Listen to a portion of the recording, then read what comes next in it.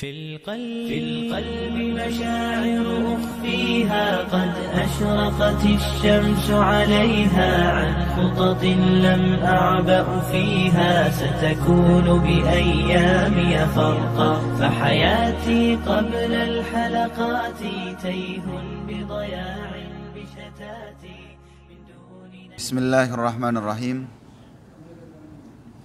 Assalamualaikum warahmatullahi wabarakatuh.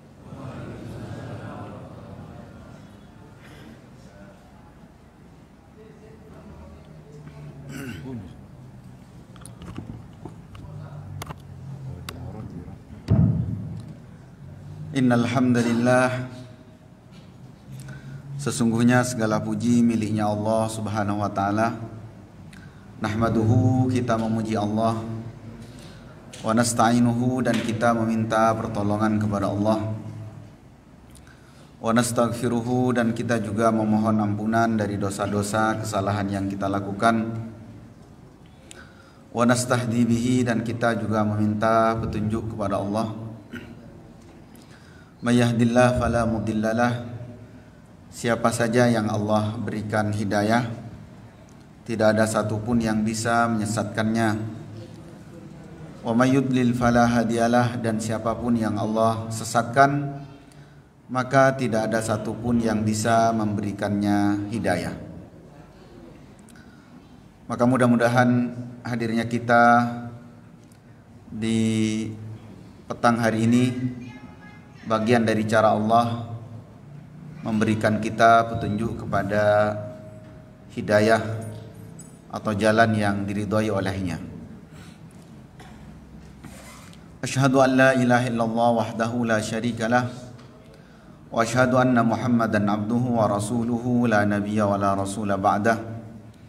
Allahumma salli wa sallim wa zid wa barik wa an'im ala sayyidina Muhammadin sallallahu alaihi wasallam wa ala alihi wa sahabatihi wa man tabi'ahum bi ihsanin ila yaumiddin. Amma ba'du.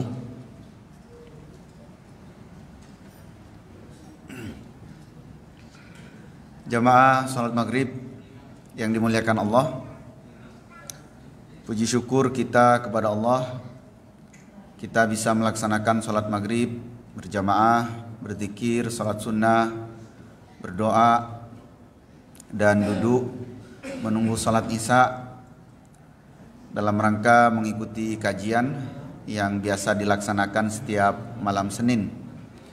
Mudah-mudahan kegiatan kita pada malam hari ini adalah kegiatan yang diberkahi oleh Allah Subhanahu wa taala.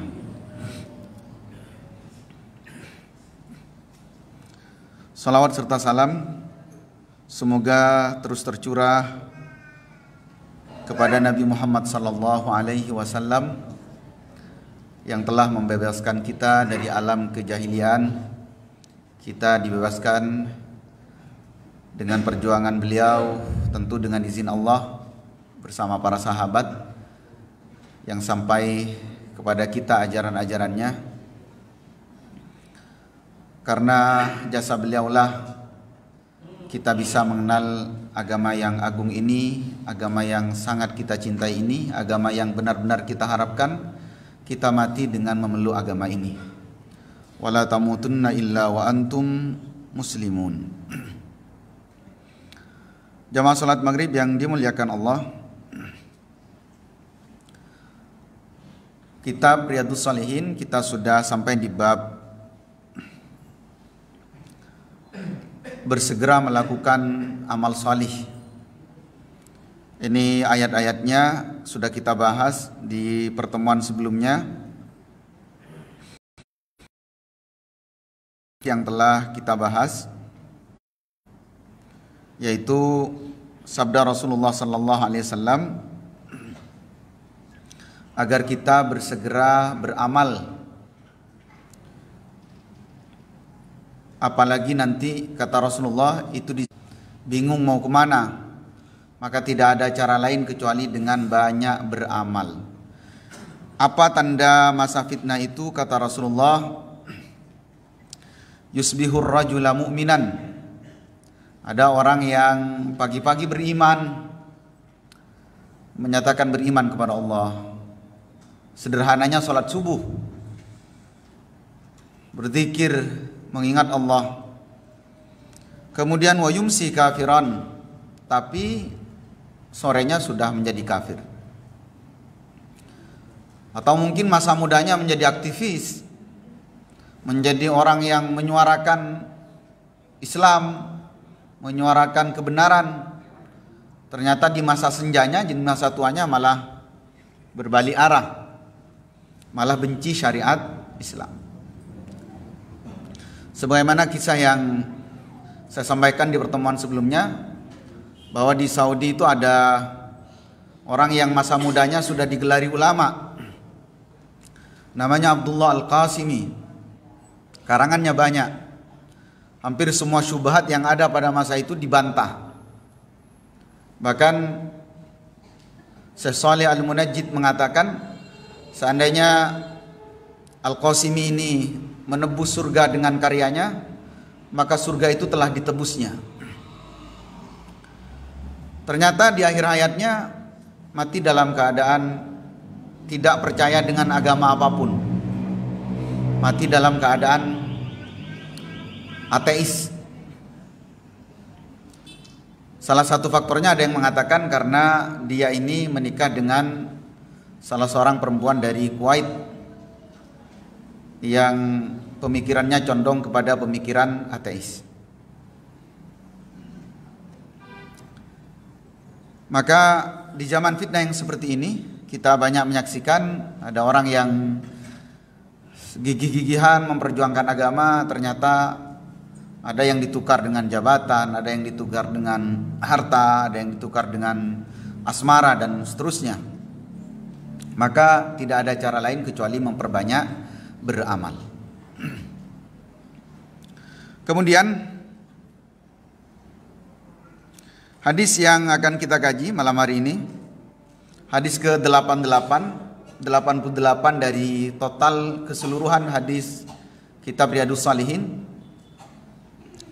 Dan ini hadis kedua dari bab bersegera beramal dalam beramal kebaikan.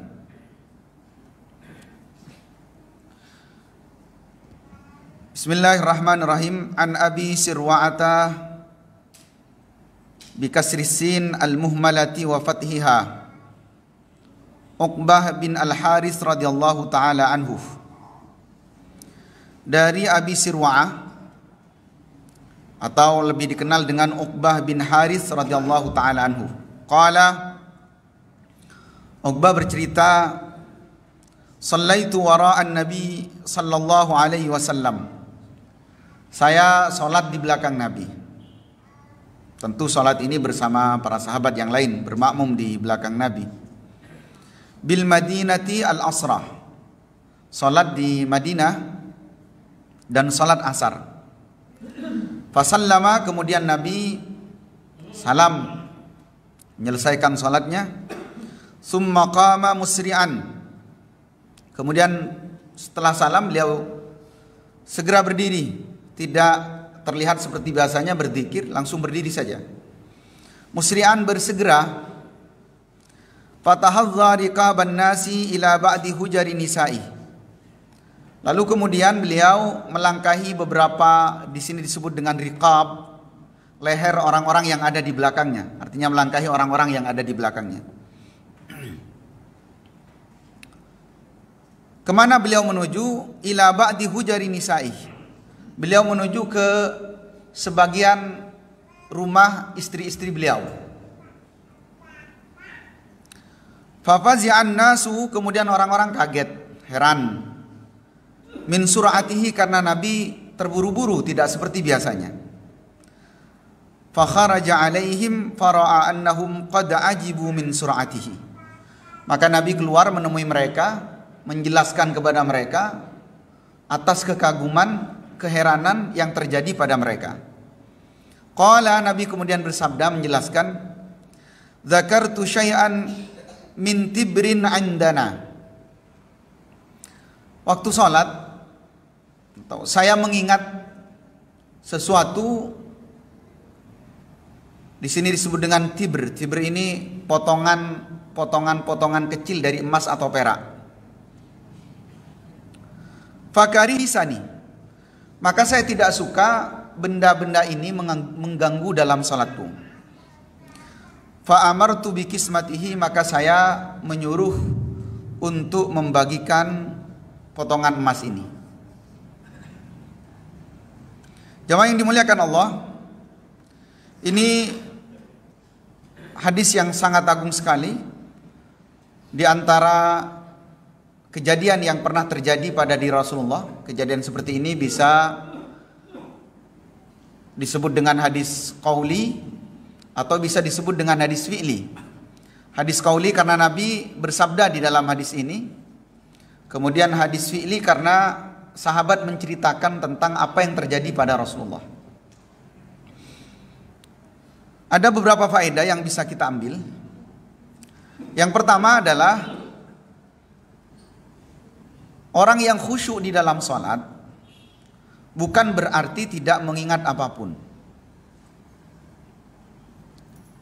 Rasulullah SAW adalah orang yang paling takut kepada Allah. Dan Rasulullah menegaskan, ana atqakum lillahi wa ahsyakum. Saya ini paling takut dan saya paling takwa. Saya orang yang paling takwa kepada Allah. Tetapi Rasulullah menjelaskan melalui hadis ini bahwa beliau di dalam sholatnya terganggu dengan adanya potongan emas yang ada di rumahnya. Potongan emas ini adalah potongan emas yang sebagian besar dari emas itu sudah Rasulullah sedekahkan, tapi ada sisa yang tertinggal di rumah beliau, di rumah sebagian istri beliau. Maka salah besar jika mengatakan orang yang khusyuk itu harus tidak mengingat apapun ketika sholat. Tidak. Justru kalau sholat tidak mengingat apapun itu repot, Pak. Ini bisa tidak ingat bacaan, tidak ingat jumlah rakaatnya juga repotan. Jadi khusyuk itu adalah ketika kita melaksanakan sholat benar-benar tuma'nina, tenang, kemudian kita benar-benar tawajuh, fokus, meresapi setiap bacaan-bacaan yang kita baca. Barangkali ada lintasan-lintasan pikiran yang mengganggu, itu manusiawi. Jadi tidak kemudian kita harus benar-benar menghilangkan, benar-benar hilang dari pikiran kita apa yang ada di dalam diri kita. Tetapi juga tidak dibenarkan kemudian semua pikiran dibiarkan masuk. Ini tidak dibenarkan. Sebisa mungkin setiap bacaan, setiap kalimat itu kita mengerti maknanya. Kemudian faedah yang kedua yang bisa kita ambil, Rasulullah Sallallahu Alaihi Wasallam tidak mau terganggu sedikit pun di dalam ibadah beliau, bahkan dengan sesuatu yang kita anggap sesuatu yang berharga. Terbukti dari hadis ini, beliau bersegera lari ke rumah salah seorang di antara istri beliau itu untuk mengambil benda itu. Padahal kalau ini kita selama ini, utamanya bapak-bapak kan sering bilang begini, kenapa mau nikah lagi, Pak? Itu karena sunnah Rasul. Kalau mau benar-benar sunnah Rasul, setiap kali ada harta yang mengganggu pikiran kita ketika sholat, itu berikan harta itu pada orang. Sedekahkan, itu baru sunnah Rasul. Kadang-kadang jamaah kan mau enaknya saja. Apa sunnah Rasul? Malam Jumat kan. Malam Jumat sunnah Rasul. Jadi sunnah Rasul dikapling ke malam Jumat. Nikah lebih dari satu sunnah Rasul. Padahal kalau mau sunnah Rasul yang sebenarnya ya harus seperti ini. Misalnya ada jamaah Masjid Al-Munawwarah laksanakan sholat. Tiba-tiba ketika sedang sholat ada gangguan yang mengganggu pikirannya berupa kendaraan mobil. Maka segera pulang ke rumahnya, mobilnya disedekahkan. Itu baru sunnah Rasul. Kita kan kadang tidak adil. Kita mau cari enaknya saja.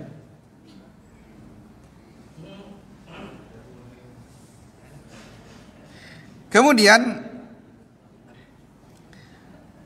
yang ketiga, ini menunjukkan semangat Rasulullah Sallallahu Alaihi Wasallam untuk mendapatkan rahmat dari Allah. Rasul yang sudah dijamin surganya, dijamin semua dosanya diampuni oleh Allah, ternyata tidak menyebabkan beliau kemudian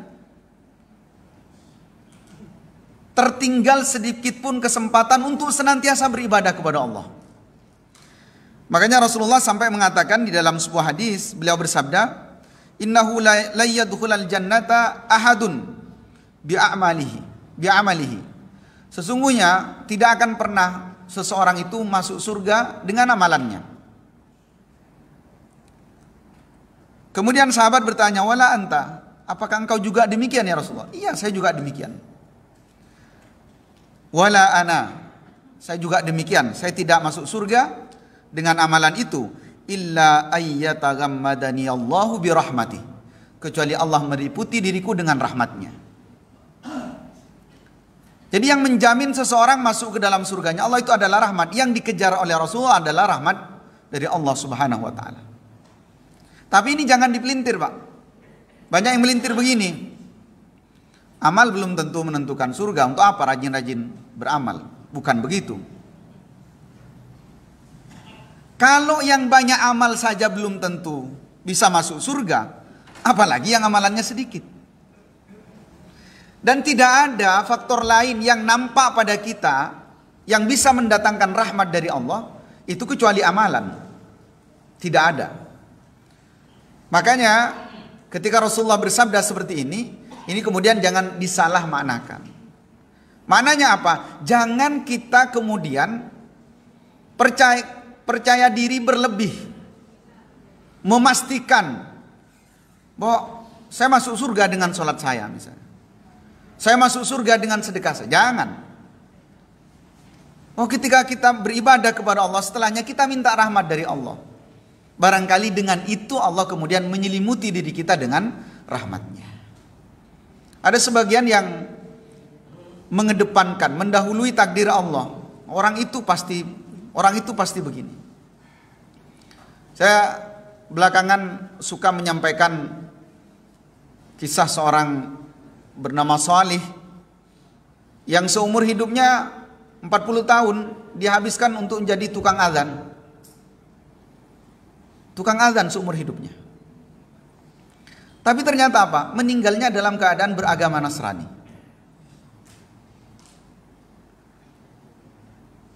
Ini kisahnya masyhur sekali. Dia jadi muadzin di kota Baghdad. Ketika sedang enak azan, tiba-tiba ada perempuan lewat di bawah. Dia tertarik pada perempuan itu. Dia nyatakan perasaannya. Dia ingin melamarnya. Dia sampaikan langsung. Kata perempuan ini, saya sampaikan ke bapak saya. Ternyata bapaknya merupakan bagian ahli agama dari agama Nasrani itu. Setelah disampaikan kepada orang tuanya menyetujui dengan satu syarat. Saya terima, yang penting syaratnya adalah tinggalkan agamanya.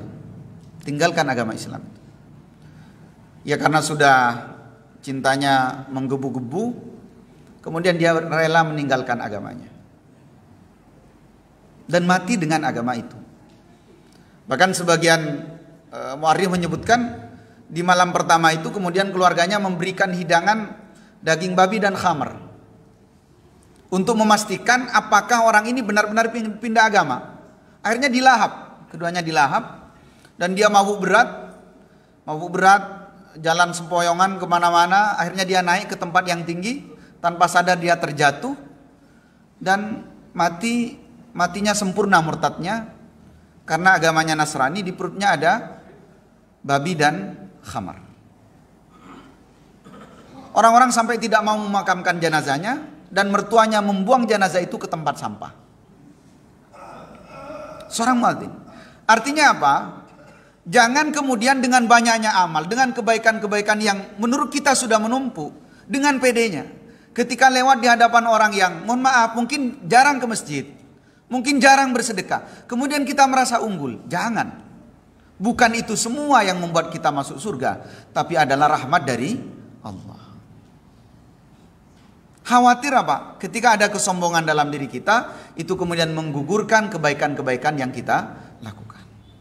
Merasa iba, merasa sedih karena orang itu tidak bisa ke masjid, karena tidak rajin sedekah, itu tidak masalah. Tapi merasa unggul, jangan sampai. Kemudian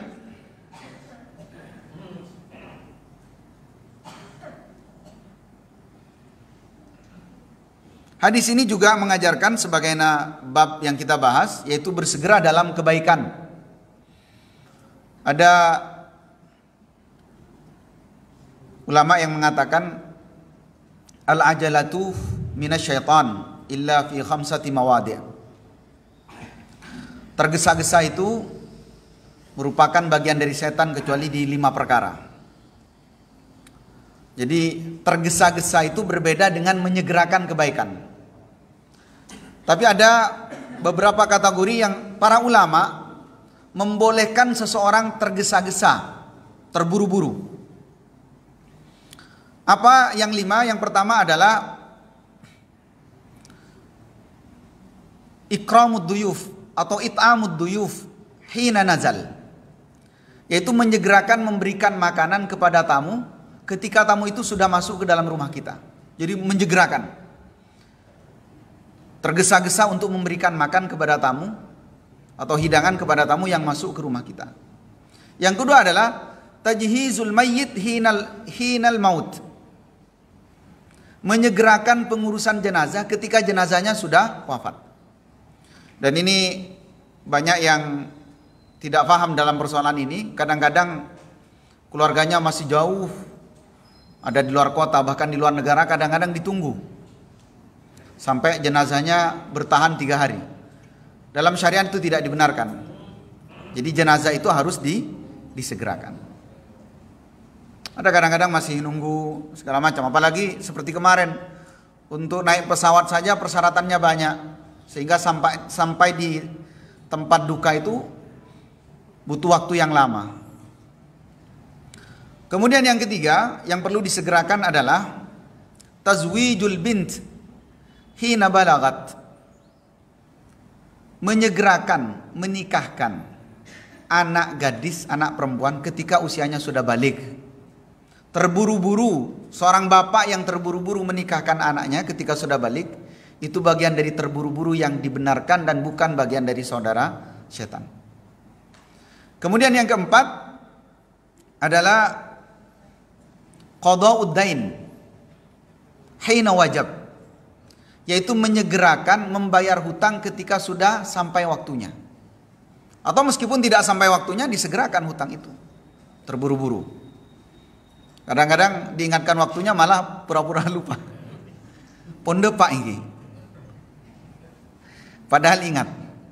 Kemudian yang terakhir adalah at-taubatu anidz dzambi hina farad, menyegerakan atau terburu-buru untuk bertaubat dari dosa-dosa yang dilakukan. Jadi itu terburu-buru yang dibenarkan. Kemudian hadis berikutnya, hadis ketiga atau hadis ke-89,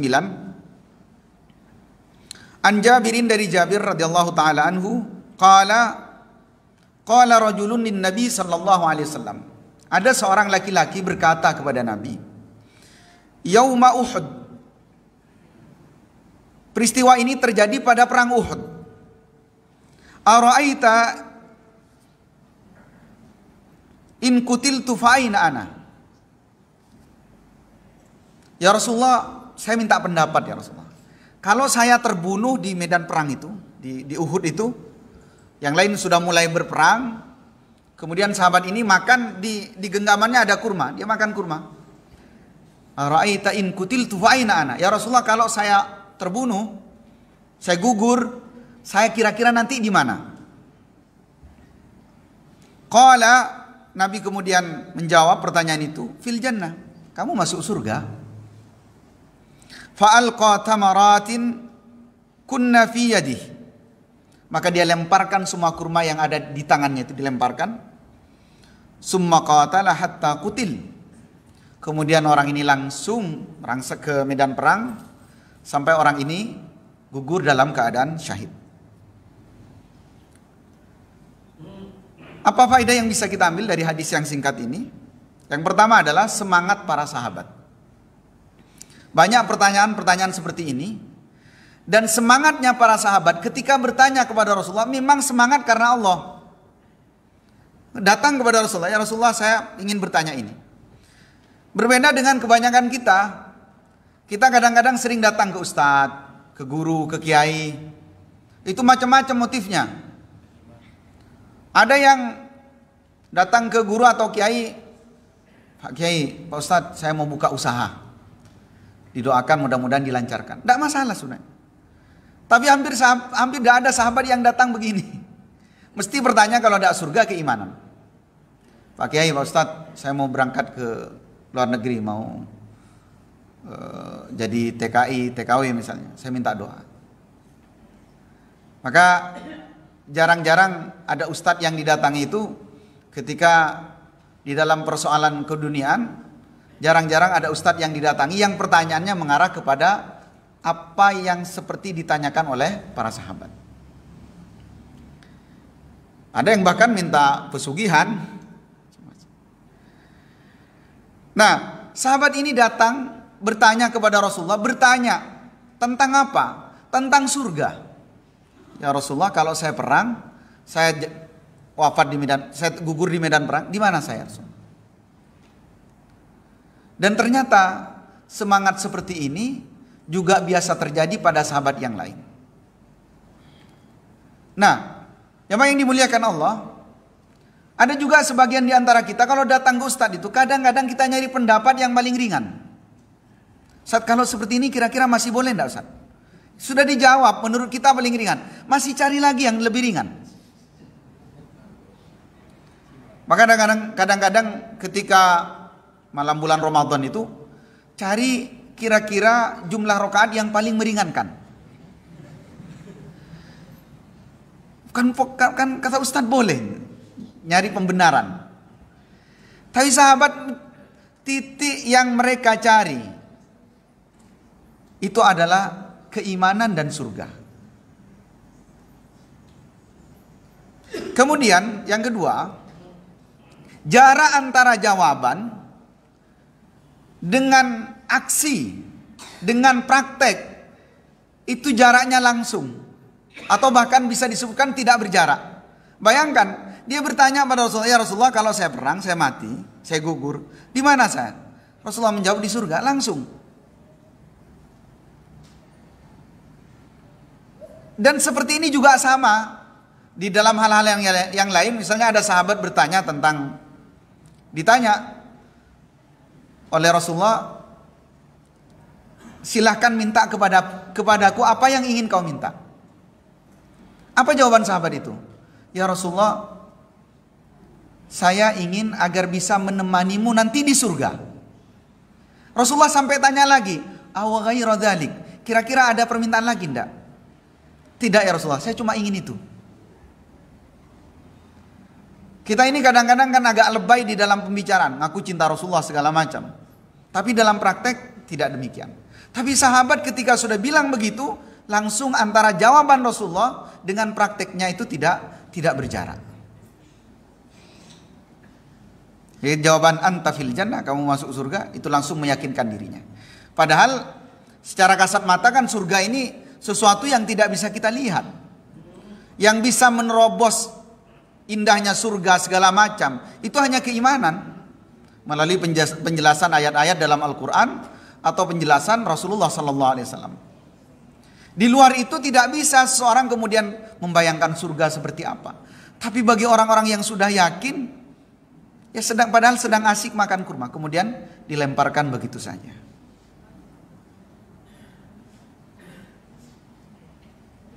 Kemudian ini juga faedah yang bisa kita ambil, bahwa orang yang gugur di jalan Allah, dalam arti makna yang sebenarnya adalah qutila fi sabilillah, orang yang gugur di jalan Allah, maksudnya berperang, maka orang itu pasti dijamin masuk surga. Meskipun ada beberapa hadis yang menyebutkan bahwa ada orang-orang yang nanti akan masuk surga bighairi hisab, atau mati syahid, digolongkan mati syahid. Misalnya orang yang meninggal karena tenggelam, kemudian kecelakaan, kemudian perempuan melahirkan dan seterusnya. Tetapi di dalam hadis ini yang dimaknai sebenar-benarnya syahid adalah orang yang gugur di medan perang.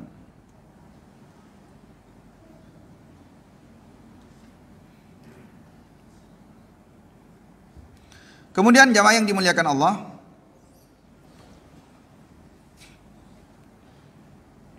hadis terakhir yang bisa kita bahas pada malam hari ini, hadis ke-90 atau hadis keempat. Ini riwayatnya Abu Hurairah radhiyallahu taala anhu. Qala Abu Hurairah bercerita, jaa rajulun ilan Nabi sallallahu alaihi wasallam. Ada seorang yang datang menemui Nabi sallallahu alaihi wasallam. Faqala, maka kemudian orang ini kemudian bertanya pada Rasulullah, ya Rasulullah, ayyus sadaqati a'zamu ajran? Ya Rasulullah, sedekah yang seperti apa yang banyak pahalanya? Tentu kita semua berharap sedekah yang kita keluarkan itu mendapatkan banyak pahala. Nah, sahabat tidak mengukur banyak sedikitnya yang dikeluarkan. Kita kan pengennya begini, yang kita keluarkan sedikit tapi pahalanya banyak. Nah, sahabat yang cerdas ini bertanya, ya Rasulullah, sedekah yang seperti apa yang banyak pahalanya? Qala, Rasulullah kemudian bersabda, anta saddaqa wa anta sahihun syahihun. Yaitu ketika engkau bersedekah itu mengeluarkan hartamu padahal kamu masih sehat dan kamu sedang sayang-sayangnya kepada benda itu. Kamu sedang kikir, sedang pelit.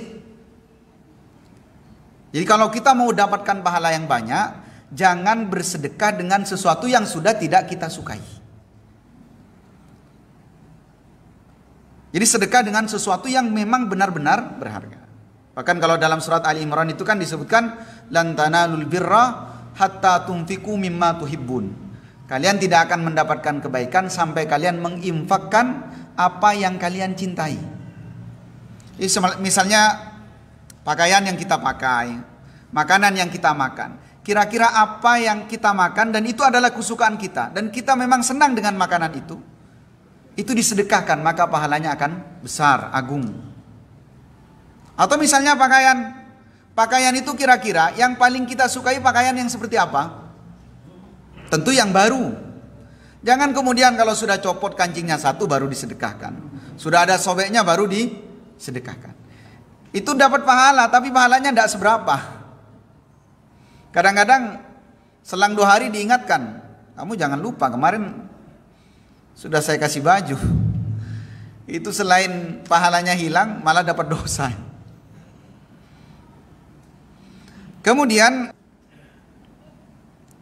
wa ta'malul ghina, dan engkau berangan-angan ingin kaya, artinya ingin mendapatkan benda-benda itu. Wala tumhil, dan jangan menunda-nunda untuk bersedekah, jangan ditunda-tunda sedekahnya. Hatta idza balagatil hulqum, sampai nafas sampai di tenggorokan, sudah sakaratul maut.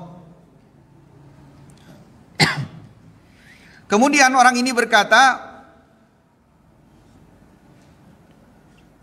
li fulan kada wa li fulan kada. Kalau sudah sampai tenggorokan sini, baru mau bilang, harta yang itu saya sedekahkan untuk itu, harta yang itu saya sedekahkan untuk si anu dan seterusnya. Disebutkan wa qad kana li fulan, sedangkan fulan yang disebutkan sudah memiliki apa yang disebutkan. Artinya apa?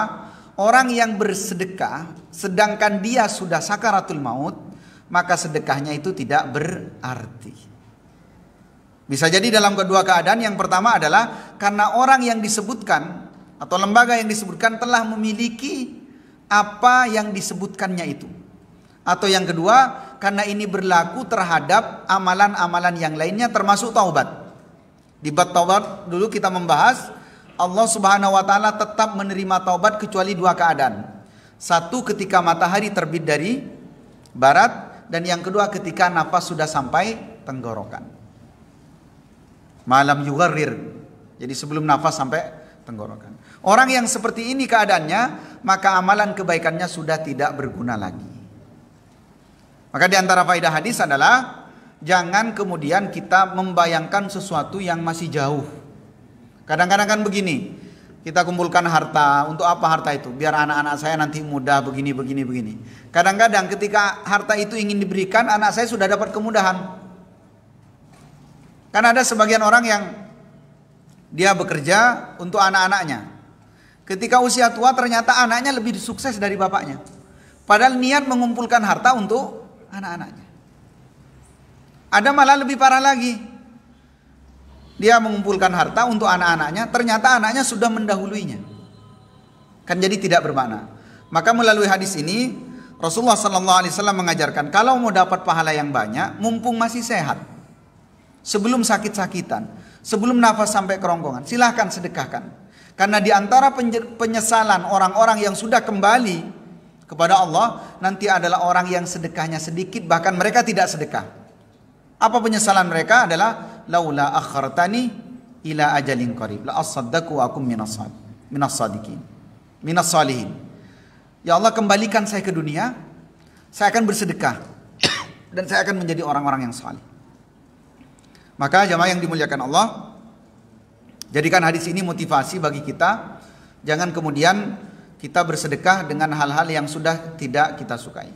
Kadang-kadang makanan kalau sudah nginap satu malam baru mau disedekahkan. Yang masih fresh, masih segar, segera sedekahkan. Itu pahalanya sangat agung di sisi Allah Subhanahu wa taala. Ini yang bisa kita kaji pada malam hari ini. Mudah-mudahan jadi ilmu yang bermanfaat dan Allah mudahkan kita untuk menyegerakan kebaikan-kebaikan yang kita rencanakan dan tidak kemudian kita menunda-nunda kebaikan itu sehingga bisa jadi kebaikan itu lenyap, tidak jadi kita amalkan. Ingat bahwa kita sering menyebutkan atau kita sering mendengar ada ungkapan bahwa kesempatan tidak datang dua kali.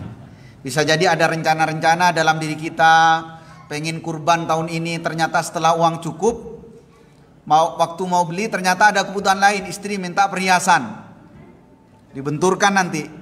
Ternyata apa? Dituruti kemauan istri, tidak jadi berkurban. Direncanakan tahun berikutnya, ternyata tahun berikutnya sudah wafat. Jangan. Begitu ada pikiran, keinginan untuk berbuat baik, disegerakan saja. Karena kesempatan tidak datang berkali-kali. Wallahu a'lam bishawab. Barangkali ada yang perlu kita diskusikan dan ditanyakan, dipersilahkan. Insya Allah kita lanjutkan jawabannya setelah adzan. Aqulu ma tasma'un wa astaghfirullah li wa lakum wa li sairil muslimina wal muslimat innahu wal ghafurur rahim. Assalamualaikum warahmatullahi wabarakatuh.